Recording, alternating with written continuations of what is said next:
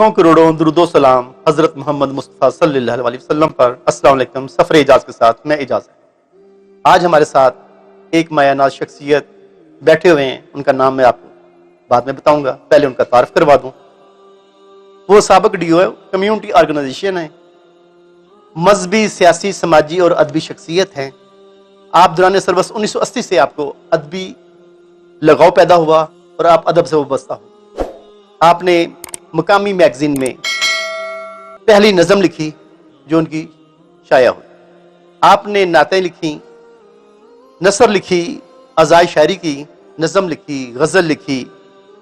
جو سب سے کم لکھی جانے والی چیز ہوتی ہے، جو لوگ اپنے آخر میں لکھتے ہیں، جلدی نہیں لکھتے، لیکن انہوں نے سب سے پہلے وہ چیز لکھی، اپنی آپ بیتی لکھی، اپنی سوانح عمری لکھی، اپنا بچپن، اپنی جوانی، اپنا لڑکپن، ہر چیز لکھی، جو ان کی ایک بہترین کتاب کی شکل میں، یادیں کی شکل میں ہمارے پاس موجود ہے۔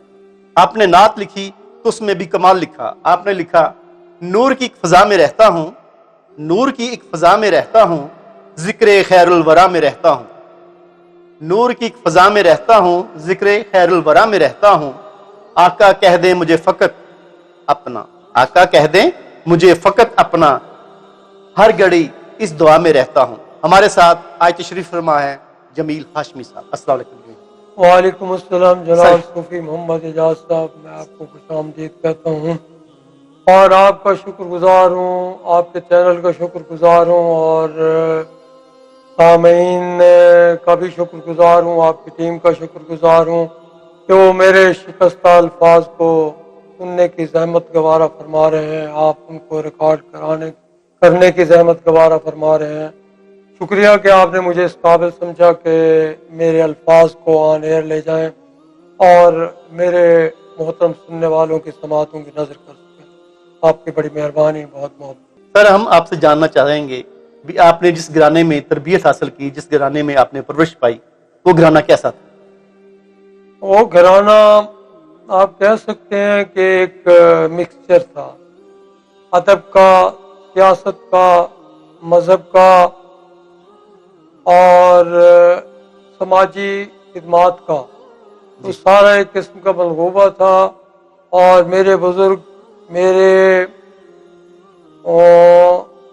آبا و اجداد برسہ برس سے ان تمام شعبوں میں خدمات سر انجام دے رہے تھے، اور میں نے جب آنکھ کھولی تو گھر کا ماحول قطعاً اور کلیتاً ادبی اور مذہبی پایا۔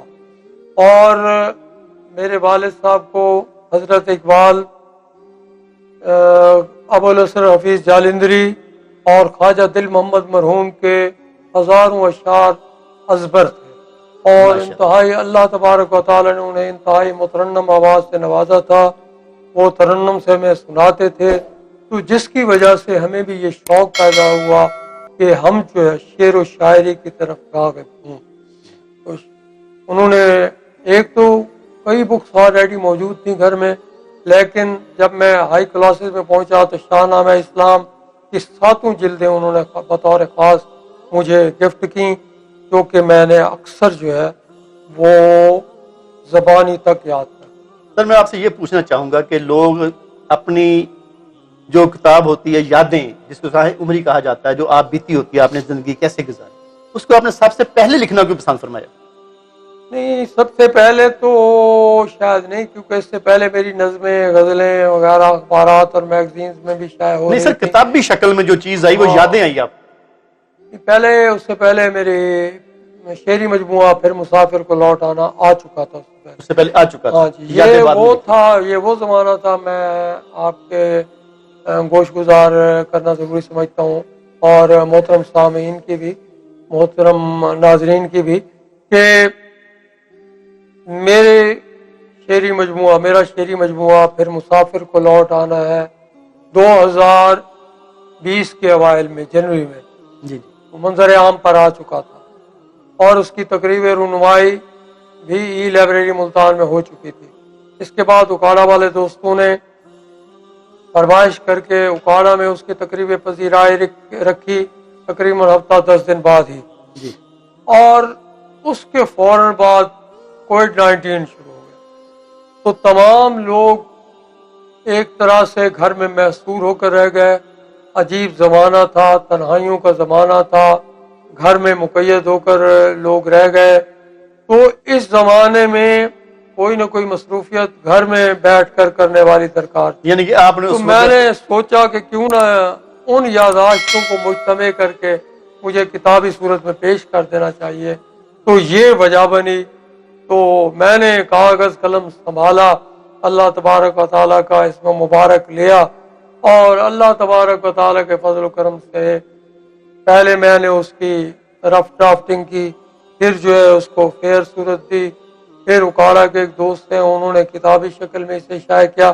6 مہینے کے اندر 6 مہینے کے مقصد اندر یادیں جو ہے وہ منظر عام پر یعنی کہ آپ نے کرونا کا فائدہ اٹھاتے ہوئے قلم اور کاغذ کو اپنا دوست بنا لیا. جی، ایک طرح سے بجا فرمایا آپ نے کہ ایک طرح سے تو وہ ایک آزمائش تھی، ایک آفت تھی، ایک امتحان تھا، اور بلا کا امتحان بھی بلا کا تھا کہ تنہائیوں کا دور تھا. لوگ حتیٰ کہ اپنے قریبی رشتہ داروں سے بھی، رشتوں سے بھی کٹ کر رہ گئے تھے، دور بھاگ رہے تھے. جی کہتے اس دور میں کوئی نہ کوئی مصروفیت بہرحال غنیمت تھی. تو یہ جہاں ایک امتحان تھا، ایک ابتلا تھی، ایک آزمائش تھی کہ دوریاں تھی، تنہائیاں تھی، سوشل ڈسٹینسز کا دور تھا. تو اس زمانے میں اس کو اللہ تبارک و تعالیٰ نے میرے لیے کم از کم غنیمت بنا. اس وقت آپ کتنے فورم کے ممبر ہیں؟ جناب والا مجھے تو حقیقت مجھے یاد نہیں کہ کتنے لوگوں نے مجھے ایڈ کیا ہوا ہے واٹس ایپ گروپس میں، اور کتنی تنظیموں نے الحمدللہ مجھے منسلک کیا ہوا اپنے ساتھ.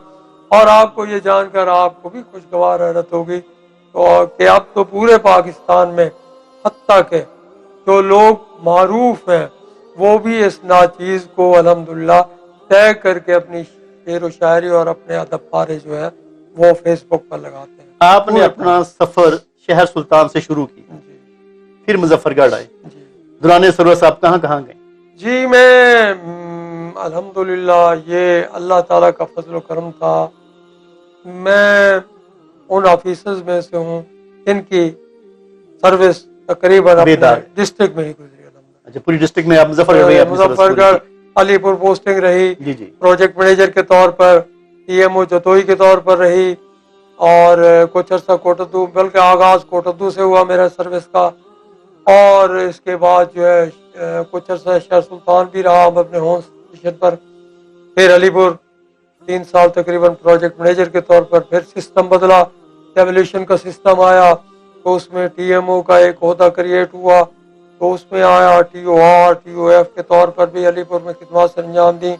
اس کے بعد جب ڈی او سی او کا عہدہ کریٹ ہوا تو میں 2007 میں مظفر گڑھ بطور ڈی او سی او مظفر گڑھ تعینات ہوا.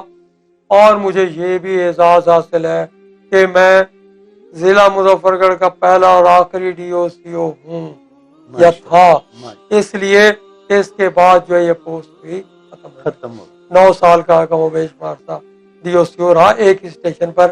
یہ بھی عوامی اعتماد اور گورنمنٹ کے مجھ پر اعتماد کا منظر. آپ کو کب احساس ہوا کہ آپ کے اندر ایک ادبی شخصیت، ادبی کیا کہتے ہیں جراثیم موجود ہیں کہ آپ ادب کے اندر بہت کچھ لکھ سکتے ہیں، کمال لکھ سکتے ہیں؟ کیونکہ میں نے جو کچھ اسٹڈی کیا آپ کا، جو کچھ دیکھا، وہ حرف کمال تھا، حرف عروج تھا. صوفی اعجاز صاحب، یہ آپ کا حسن نظر ہے کہ آپ اسے کمال کہہ رہے ہیں، ورنہ حقیقت میں کمال تو صرف ایک ذات کو حاصل ہے اور وہ ذات باری تعالیٰ ہے. کمال کسی کو حاصل نہیں. ہاں البتہ ہم دنیا والوں کی نظر میں جو کمال ہوتا ہے اس تک پہنچنے کے لیے بھی ایک لمبا سفر طے کرنا پڑتا ہے، لیکن پھر بھی ایک شاعر، ایک ادیب کو، ایک فنکار کو کبھی یہ محسوس نہیں ہوتا کہ میں نے نقطۂ کمال کو چھو لیا ہے. بے شک بے شک. آپ کے دوست کہتے ہیں کہ آپ نے جس جگہ بھی، جس سمت بھی سفر کیا، جس مقام پر بھی جانا چاہا، آپ کے راستے میں کوئی رکاوٹ نہیں آئی گئی. وہاں شخص ہیں، آپ کے دوست بھی آپ کے اوپر یہ حیران ہوتے ہیں. جی یہ بھی اب دوستوں کا حسن نظر کہہ سکتے ہیں. یا پھر اللہ تبارک و تعالیٰ کا فضل و کرم کہہ سکتے ہیں کہ اللہ تبارک و تعالیٰ نے شاید کوئی ایسی چیز ودیعت کر دی ہو. مجھے نہیں پتا میرے اندر کیا ہے، لیکن اللہ تبارک و نہیں، تعالیٰ صلاحیتیں تو اللہ تعالیٰ نے آپ کے اندر کوٹ کٹ بھری. یہ بھی آپ کا حسن نظر ہے. وہ پھر مجھے جو ہے نا اپنا ایک شعر جو ہے یاد کرنا پڑے گا. ایسا ہنر کمال کہاں، مجھ میں ایسا ہنر کمال کہاں، حسن سارا تیری نظر کا تھا. سبحان حسن سارا تیری نظر. کیا بات. میرے یہ دوستوں کا حسن آپ نے سب سے پہلے اپنی کیا چیز لکھی؟ نظم لکھی، غزل لکھی؟ جی سب سے پہلے وہی نظم جو آپ نے فرما دیا، میں نے عرض کیا جو میرے محکمہ کے مجلہ، محکمہ local government and rural development اس وقت ہوتا تھا میرے سروس کے آغاز میں، جو بعد میں میرے سروس کے آخری سالوں میں ہی محکمہ local government and community development کے طور پر جانا جانے لگا، اس کا نام یہ ہو گیا. تو اس کا ایک مجلہ شائع ہوتا تھا مقامی قیادت. اس میں میری پہلی نظم شائع ہوئی تھی جو مقامی قیادت، مقامی جمہوریتوں کے بارے میں. شاعری کے اوپر بڑے بڑے شاعر حضرات جو ہیں وہ جب نعت کے اوپر آتے ہیں تو ان کی قلم رک جاتی ہے. وہ کہتے ہیں قلم کو بھی باوضو ہونا پڑتا ہے اور ہمیں بھی باوضو ہونا پڑتا ہے، اور بڑا مشکل سفر ہے، ہم اس کو طے نہیں کر سکتے.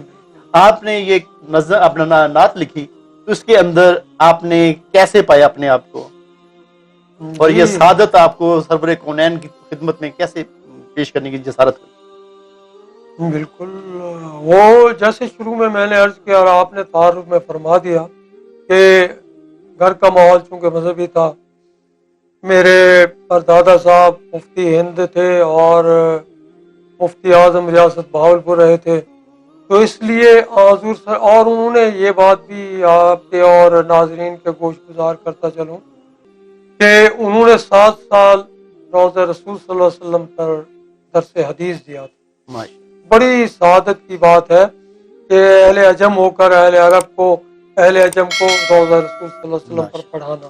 تو اور وہ پیدل ہی غالباً حج پر تشریف لے گئے تھے، اور جتنا عرصہ وہ وہاں مقیم رہے مدینہ منورہ میں، انہوں نے پاؤں میں جوتا نہیں پہنا. جی جی. کہ میں ان گلیوں میں کیسے پاؤں میں جوتا پہن کر جہاں میرے حضور سرور کائنات صلی اللہ علیہ وسلم کے قدم مبارک ٹچ ہوئے ہیں، وہاں میں کیسے جوتا پہن کر پھر سکتا ہوں. یہ ان کی عاجزی کی تو یہ وہی عقیدت تھی جو کہ میرے ذہن میں موروثی طور پر جو ہے ایک تو منتقل ہوئی، اور دوسرا جو ہے یہ کہ اس ماحول نے جو گھر کا تھا اس وقت، اس نے بھی اس کو پروان چڑھانے میں پوری میری مدد. اس وقت تک اکثر آپ کی کتنی کتابیں جو ہے منظر عام پر آتی ہیں؟ جی میری کتابیں تو ایسے کوئی کتابچے وغیرہ تو میرے دعوت اکیڈمی کی طرف سے بھی ایک مقابلہ ہوا تھا 80s میں، وہ بھی منتخب ہوئے تھے، اور اخبارات اور رسائل میں بے شمار مضامین وغیرہ شائع ہوتے رہے. لیکن کتابیں اس وقت تک 2 ہی منظر عام پر آئی ہیں. ایک پھر مسافر کو لوٹ آنا شعری مجموعہ ہے، اور ایک جیسا کہ آپ نے تعارف کرا دیا ہے نثر کی کتاب ہے یادیں. تو اب آپ کوئی آگے بھی لکھ رہے ہیں؟ جی بالکل آگے لکھ رہا ہوں. نعت کی کتاب ابھی تک کوئی آپ کی شائع ہوئی؟ نہیں، نعت کی کتاب شائع تو نہیں ہوئی ہے سچ جو ہے سیپریٹلی، لیکن ارادہ ہے انشاءاللہ. جی ہاشمی صاحب، آپ اپنا کوئی نعتیہ کلام سننا پسند کریں؟ جی بالکل. ویسے میرا ترنم تو نہیں ہے، لیکن مجھے نعت پڑھنے کا ایک لے میں ہی مزہ آتا ہے. اللہ سبحانہ تعالیٰ کو ہاشمی صاحب نہ تو وہ آواز کا ہے، وہ ان کو صرف محبت ہے، تو اپنے محبوب سے محبت ہے. اس کی عقیدت میں آپ نے کیا پڑھا؟ تو آپ کا کیا خیال ہے تو لفظ پڑھ دوں؟ نہیں، آپ ادب میرا وہ آپ کہہ رہے ہیں میں ترنم نہیں ہے، تو اللہ سبحانہ تعالیٰ ترنم نہیں لیتا، وہ تو کہتا ہے آپ میرے محبوب کی شان بیان کریں جس انداز میں بھی کریں. سبحان اللہ سبحان اللہ، بہت خوب فرمایا آپ نے. میرے آقا کا دربار عالی، میرے آقا کا دربار عالی، جس کے شاہ و گدا سب سوالی، جس کے شاہ و گدا سب سوالی. سبحان اللہ سبحان اللہ. کیسے لمحوں میں بھری ہے، کیسے لمحوں हाथों में झोली भरी है, मैं जो बन कर गया हूँ सुभान अल्लाह, क्या कहने हैं, क्या कहने हैं हाशमी साहब, क्या कहने हैं? मैं जो बन कर गया हूँ सवाली, हम मदीने जो पहुँचे तो जाना, सुभान अल्लाह, सुभान अल्लाह। हम मदीने जो पहुँचे तो जाना, कि जो दरकार मंजिल वो पाली। जज़ाकल्लाह, क्या कहने हैं, क्या कहने हैं? कि जो दरकार मंजिल वो पाली, और जो गया भर के लाया वो दामा, जो गया भर के लाया वो दामा, क्यों भला रहता दामन ये खाली, सुभान अल्लाह, क्यों भला सुभान रहता अल्लाह। दामन ये खाली। और नात से फैज पाया है सबने, नात से फैज पाया है सबने, सुभान अल्लाह। ओ इकबाल रूमिया। क्या कहने, क्या कहने हाजी साहब, क्या कहने, क्या कहने? नात से फैज पाया है सबने, ओ इकबाल रूमिया अली, मेरे आका का दरबार आली, जिसके शाहो गदा सब सुभान सवारी। अल्लाह, सुभान अल्लाह, क्या कहने हाशमी साहब, जज़ाकल्लाह, बहुत खूबसूरत, माशाअल्लाह, बहुत खूबसूरत। मैं आज की नशिस्त को बर्खास्त करने से पहले हाशमी साहब एक ऐसा शेर सुनाऊंगा। कुछ और लोग हैं जो कि नज़र में रहते हैं, कुछ और लोग हैं जो कि नज़र में रहते हैं, हम अहले शौक तेरी राह गुज़र में रहते हैं, हम अहले शौक तेरी राह गुज़र में रहते हैं, टिके नहीं हैं किसी एक जा पे आज तलक, टिके नहीं हैं किसी एक जा पे आज तलक, ये शम्स और कमर भी सफ़र में रहते हैं।